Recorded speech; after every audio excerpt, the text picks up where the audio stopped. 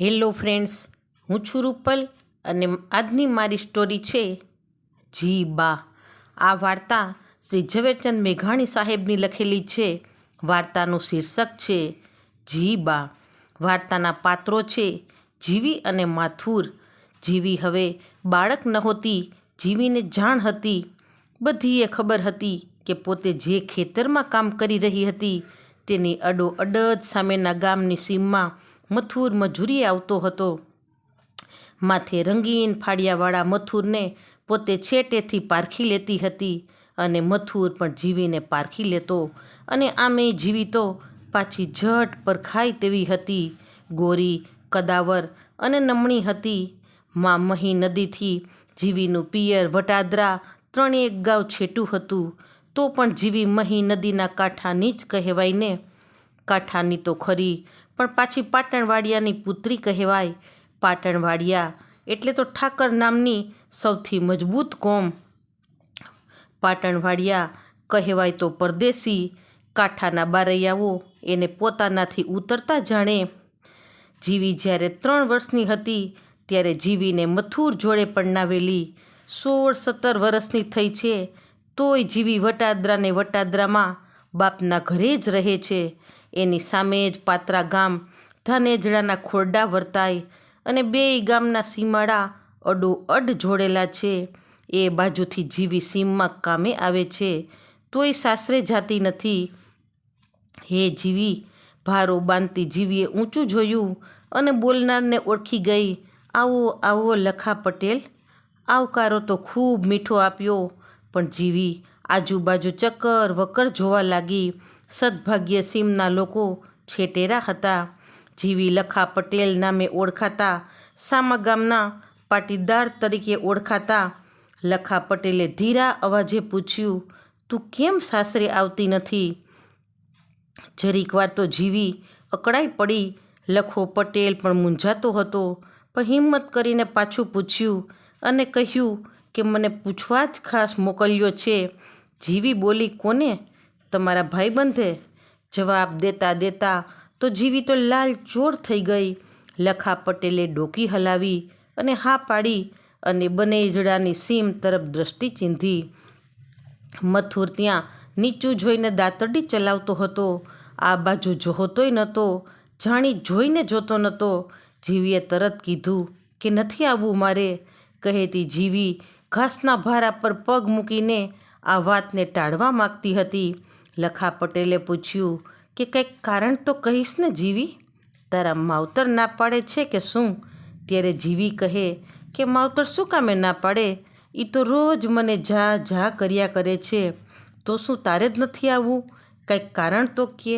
મથુરના માવતર તને નથી ગમતા? શું કામે ના ગમે? ગમે તેમ કહેતા જીવીનું ઓઢણું જે ઉઠતું હતું તેને મોઢામાં દાંત વચ્ચે દબાવ્યું. તો શું તને મારો ભાઈબંધ નથી ગમતો? અરે, એવું તે કંઈ હોય તો શું કારણ છે? હે લખા પટેલ, તમારા ભાઈબંધને બીજે પરણાવી આપો ને. અરે, એ તો એના મા બાપે બહુ સમજાવ્યો, પણ મથુર ના જ કહે છે. નહીંતર તો 5 વાર ના પરણાવી લીધો હોય. એ શું કામે ના પાડે છે? એ તો ઈ જાણે. અને કહે છે કે જીવી વન્યા કોઈને ના પરણું તો શું આખો જન્મારો કાઢશે એ ખરો છે. એ તને ઠીક, પણ તારા માવતર કેમ લખણું કરાવીને તને બીજે નથી દઈ દેતા? જાવને મારા ભાઈ. એટલું કહેતા તો જીવી બહુ શરમાઈ ગઈ. એ તો બધાય ઘણું કહે છે, પણ મારે બીજે જવું નથી. તો પછી તારું પેટ તો દે, કે તને વાંધો શું છે? તું જેમ કે તે મથુર અને તેના ઘરના કરવા તૈયાર છે. તું એકવાર તારા દિલની વાત તો કરી દે. બીજું તો કાંઈ નથી લખા પટેલ. પણ શું? એ ચોરીઓ કરે. ચોરીઓ કરે? પાટણવાડિયા તો ચોરીઓ કરે, તેમાં તને શું વાંધો? ચોરીઓ ના કરે તો ખાય શું બિચારા? વાત સાચી એમ હતી કે મહી કાંઠો એ તો ચોરી પટ્ટા ગામડાનો જ વસેલો હતો. ઠાકરડાના ગામો ચોરી માટે ભયંકર નામ કાઢી બેઠા હતા, અને એમાં પણ પાટણવાડિયા તો પ્રખ્યાત. પાટણવાડિયાને ઘેર કોઈ માણસ મહેમાન પણ ના થાય. ચોરીની ન તો એને એબ હોય કે ન તો બીક હોય. સ્ત્રી કહે અને પુરુષ ચોરે. મર્દ બધાય ચોરી કરીને લાવે અને ઔરત ઘરમાં સંતાડે. ચોરી એમનો ધંધો કહો તો ધંધો ને કસબ કહો તો કસબ. સારી વાર વિચારીને જીવીએ ચોખવટ પાડી દીધી કે મારાથી એ કેમ જોવાય. એ પકડાય અને પોલીસ અમારે ઘરે આવે. ઘરના લબાચા ચૂથે ને એને બાંધીને મારતા મારતા લઈ જાય. એ બધું મારાથી ના જોવાય. મારે નથી આવવું સાસરે. ચોરી કરવી એ પાપ કે અનીતિ છે એવી કોઈ પાટણવાડિયાને દીકરીઓને ખબર નહોતી. પાપ અને પુણ્યના ભેદ તો તેનાથી અજાણ્યા હતા. ચોરીમાં તો પાટણવાડિયા પુરુષની ઊંચી આબરૂ ગણાય છે એની પણ એને જાણ હતી. ચોરીનો કરનાર તો સારો ભડવીર ગણાય છે. જીવી આટલું જોવા તૈયાર નહોતી. મથુર ચોરી કરે, ચોરી પકડાય અને પોલીસ એને ઘેર આવે, ઝડપી લે, મથુરને ઝાલે બાંધે અને મારતા મારતા લઈ જાય. આ જીવીથી જોયું ના જાય. મથુરનો ભાઈબંધ લખો પટેલ પાછો વળી ગયો ને વળતા દિવસે પાછો સીમે આવીને જીવીને એકલો મળ્યો અને જવાબ આપ્યો કે જીવી, મથુર ચોરી ના કરવા કબૂલ થાય તો તું સાસરે આવીશ? ના હો, એમના બાપના ઘરમાં તો નહીં જાવું. કેમ વારું? અરે એના કાકા ને એ બધાય જાણીતા ચોર છે. ચોરી કર્યા વન્યા રીએ નહીં. ચોરી કરેલો માલ સંઘરે, સિપાઈ આવે એમને મારે, બાંધે ને ઘર સુધી લઈ આવે. મારાથી બધું નહીં જોવાય. તઈએ એને જુદો રાખું તો? સારું લે, મારો ભાઈબંધ જુદો રહેશે. ના એમ નહીં. એ પાટણવાડિયાના વાસમાંથી નીકળીને કોઈ પાટીદાર અથવા બ્રાહ્મણવાડિયાના પાડોશમાં રહે, ઘર લે. કબૂલ છે જીવી, હું મારા પાડોશમાં જ ઘર અપાવીશ. હા તો હું આવીશ તો ઘરે લાવી દો એને. હું ઘરે જ આવું છું, નહીંતર તો નહીં આવું. લખા પટેલ કે જો એમને કે બાપુના ઘરેથી કશું ના લઈ આવે, ખાસ કહી દેજો, બધુંય હું લઈ આવીશ. પછી તો એક દિવસ બાપના ગાડામાં બેસીને પછી તો જીવી વનેજળાના પાટીદાર એરિયામાં ઉતરી. ગાડાની ઠાઠે એક ભેંસ બાંધી હતી. છોડીને એને ફળિયામાં બાંધી. ગાડામાંથી બાપે જોડે બાંધેલા 8 મણ દાણા ઉતારીને ઘરના એક ખૂણામાં મૂકી દીધા. એ દાણા પોતે ખાધામાં વાપરા નહીં ને વળતા દિવસની મેલી દોટ કે ઉઠો એ સીમની વેળા થઈ ગઈ છે એવો મીઠો ટહુકો કરતી મથુરને પથારી છોડાવી અને વેલી જાગીને પોતે ઘડેલા રોટલા લઈ મથુરની જોડે જીવી સીમમાં ચાલી. 2 જણા મજૂરી કરે. બપોરે મથુરને ભાવથી ભાત ખવડાવે અને પોતે ખાય. પાછા સાંજ સુધી કામ ખેંચે. સાંજ પડીએ પતિને સાથે લઈ ઘરે પાછી ફરે. એક ઘડી પણ મથુરને રેઢો ના મૂકે. ઘેર આવી પાણી ગરમ મૂકી મથુરના પગ ઝારે, જમાડે ને પથારીમાં બેસાડીને કહે કે સૂવો તમ તારે નિરાતે. એમ કહેતી જીવી ગામમાં જાય. વળતા દાડાની ખેતરની મજૂરી શોધી લાવે. પછી વર વહુ બંનેની સાથે મજૂરી મળે ત્યાં જ જવાનું, જુદા તો પડવાનું નહીં. ખેતરની મજૂરી કરતાં કરતાં બાપે આપેલ ભેંસનું વલોણું કરે અને એમાં ઘી વહેંચીને નાણાં કમાય. અને મથુરને તો બાળકની જેમ લગી રેઢો ના મૂકે. રખેને મથુર જુદો પડે, ચોરીમાં મન ખૂંચાડે તો ચોરી પકડાય. ઘરે પોલીસ આવે, લબાચા ચૂથે ને મથુરને મારઝોડ કરે. એ બધું તો સીધ દીઠું જાય. મોસમ પૂરી થઈ ગઈ અને મજૂરી તો બંધ પડી ગઈ. હવે શું કરવું? સાસરિયાનું કે પિયરિયાનું કાંઈ લેવું નથી. એક દાણો પણ કોઈનો આપણે જોઈતો નથી. એક કણ ખાઈએ ને કદાચ બુદ્ધિમાં ચોરી બેસી જાય તો શું થાય?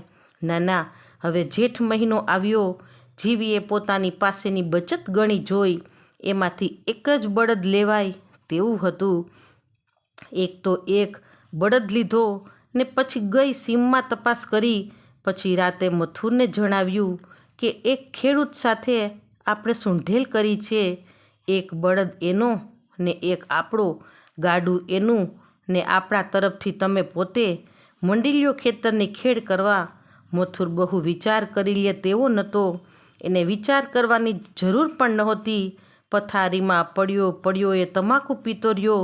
મથુરને જીવીએ બંને થઈને મોસમમાં ખેતર ખેડ્યું. વાવેતર કરી પોતાના હિસ્સાનો ઠીક દાણો મેળવી લીધો અને બીજી બચત થઈ તેમાંથી બીજો બળદ લીધો અને ગાડું પણ ઘરનું વસાવી લીધું. મોસમ ખલાસ થઈ. મથુર બળદો અને ગાડું લઈને નવરા પડ્યા.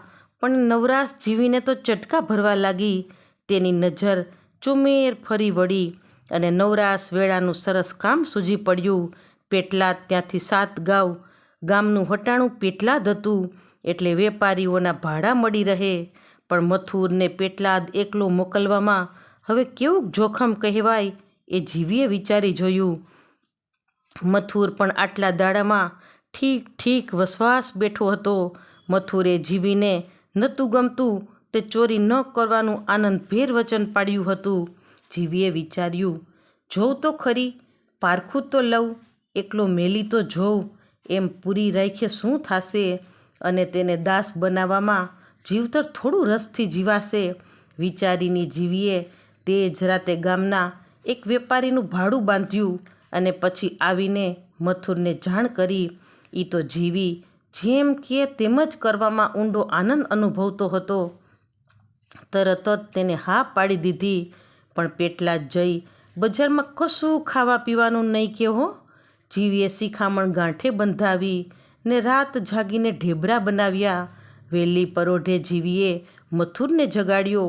રોટલા ખવડાવ્યા ને ઢેબરા કરી બનાવ્યા હતા તેનું ભાથું ભરી દીધું ને આલ્યો ચલમ સુકાની પડતરી લેતા જાઓ, ત્યાં કશું ખરીદતા નહીં કહી ફરી પાછી ગાંઠ વળાવી. પોતે જ બળદ જોતરી દીધા ને મથુર ગાડે ચડીને ચાલી નીકળ્યો. ત્યારે પોતે ભાગોળ સુધી વળાવા ગઈ. વળી ભલામણ કરી કે હાચવીને વેળાસર પાછા આવજો હો. સાંજે પાછી પોતે ભાગોળે જઈ ઊભી રહી. ગાડું પેટલાદથી પાછું આવી પહોંચ્યું અને મથુરને જીવીએ સાજો નિર્વો નિહાળી શ્વાસ હેઠો મૂક્યો. એને હવે તમારે ઘરે પહોંચો, ગરમ પાણી તૈયાર મેલ્યું છે ને નાહી લ્યો, ત્યાં હું ગાડું લઈને આવી સમજો. એ રીતે ઘેર મથુરને મોકલી પોતે વેપારીની વખારમાં તમામ ભાટ ઠાલવી ગાડું હાંકી પોતાને ફળીએ આવી. બળદોને બાંધી દઈ 4 નિતારી નહાઈ ગયેલા મથુરને નિરાંતે જમાડી પથારીમાં ઊંઘાડી દીધો. પેટલાદના ભાડા તો જીવીને વારંવાર મળતા થયા. દરેક વેપારીને જીવીનું ગાડું ભાડે લઈ જવું ગમતું હતું. ગાડું લઈને ભાડે મોકલવામાં જીવીએ જે ક્રમ પહેલેથી જ ધારણ કર્યો હતો તે જ ક્રમ વર્ષો સુધી ચાલુ રાખ્યો. મથુરને વહેલો સુવાડ્યો, વહેલો જગાડવો, પેટ ભરીને જમાડવો, ભેરા ઢેબરા બાંધી દેવા, ચલમનો સૂકો દેવો અને ભાગોળ સુધી મૂકવા જવું ને સાંજે ભાગોળે જઈ વાટ જોવી. થાક્યા પાક્યા પતિને ઝટ ઘેરે પહોંચાડી દઈ વેપારીની વખારે માલ પોતે ઉતારવો ને પછી ખાલી ગાડું પાછું હાંકી ઘેર આવવું. બળદને બાંધી નિરણ પૂરો કરવો, મથુરને ગરમ પાણીએ નવડાવવો, જમાડવો અને એને ચોખ્ખી ફૂલ જેવી પથારીએ નિરાતે ઊંઘાડવો. ચોરી, લૂંટો અને ખૂનના બદલામાં કંઈક પાટણવાડિયા અને પાટીદારો જાનથી ગયા હતા, જેલમાં ઓરાયા હતા, ધનોત ભનોત થઈ ગયા હતા. કંઈક પાટણવાડિયાઓને ઘરે રુદન અને અશ્રુધારા ચાલતી હતી. તે વખતે બનેજડાના ગામમાં એક મથુરને આંગણે જીવીએ એક પછી એક 8 ભેંસો ભેગી કરી લીધી હતી અને ચરોતરની 30 વીઘા જમીન વસાવી લીધી હતી. જીવીને ઉંબરે કદી પીળો ડગલો ડોકાયો નહોતો. જીવીના વર મથુરને કોઈ પોલીસે કદી બાંધ્યો, માર્યો કે પૂર્યો કે થાને ઉપાડ્યો નહોતો. જીવીનો મથુર રાતે ઊને પાણીએ નાહીને રોટલા જમીને એને ચોખ્ખી પથારી પર બેઠો બેઠો મોજ કરતો હતો અને જીવીએ મથુરને 4 બાળકોની પ્રભુ ભેટ આપી હતી. જીવીને ગામ લોકો પાટીદાર, લુવાણા તથા તમામ જી બા કહીને બોલાવતા હતા અને તેઓ વાત કરતા કે જી બાને અમે કદી ગામમાં દીઠા નથી. દન ઉગ્યા પૂર્વેથી દન આથમ્યા લગી જીબા સીમમાં જ હોય છે. એકવાર ગુજરાતમાં રેલ સંકટ આવ્યું હતું.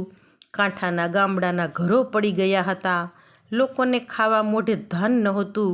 એ દિવસોમાં જીબાને આંગણે રવિશંકર મહારાજ આવીને ઊભા રહ્યા. જીવી મહારાજને પગે લાગી. રવિશંકર મહારાજ વટાદરાવાળા મહારાજ કહેવાતા. જીવીના મૈયરના ગામ વટાદરાને મહારાજ ઉપર પ્રીત હતી. અરે જીબા ઘૂંઘટો ઢાંકીને પગે લાગી. છેટે ઉભેરી રહેલી આધેડ વયની જીવીને રવિશંકર મહારાજે કહ્યું, તું તો મારી બૂન કહેવાય, તું હજી મારી લાજ ઢાંકીશ? તમે તો દાદા માવતર છો. જીવીએ કહ્યું, પણ લાજ રાખવી પડે ને. હવે જતે જન્મારે ક્યાં છોડું?